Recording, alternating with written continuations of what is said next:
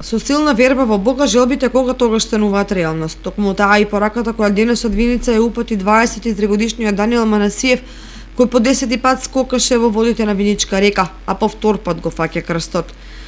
Без некои посебни очекувања Даниел денес испрати силна порака до младите да го следат Божиот пат, бидејќи многумина веќе го напуштија, а лошото однесување не најавува убава иднина. Да, по втор пат.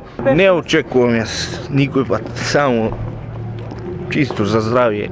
Господ здравје нека ги дава на сите сограѓани, на сите православни христијани и до сите млади. Повеќе верба у Господ, пошто денеска слабо веруваат, да.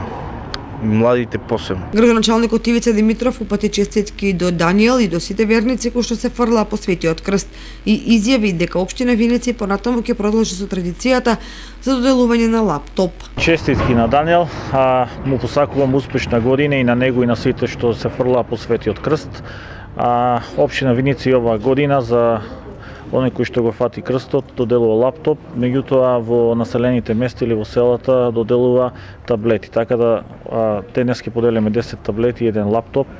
Многу среќа, здравје на сите православни христијани во цела наша држава и верба во Бога.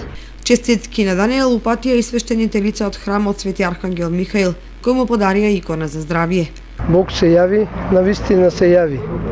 Нека му е честито на Даниел, фаќање изведувањето на Светиот крст од Виничка река, Бог да му подари здравје, среќа, напредија во животот, ни оваа година да има домаќинка, да има род македонски повеќе да сме на број, а на сите оние што се фрлаа по Светиот крст во Виничка река, нека им биде честито да имаат повеќе среќа идните години. И во останатите населени места во општина Виница се фрлаше Светиот крст.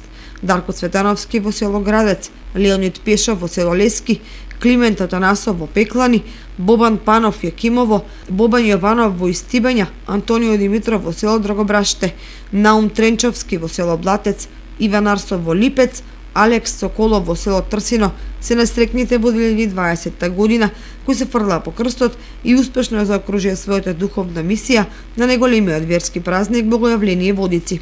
За сите нив од општината им беа поделени таблети, многу добија и Божиот благослов од свештените лица. Инаку најмногу кандидати за фаќање на крстот имаше во целата Истибања и Јакимово, додека во останатите населени места се фрлаа 4 до 5 млади деца, а чинот на осветување на водите го следеа голем број православни верници од овие населени места.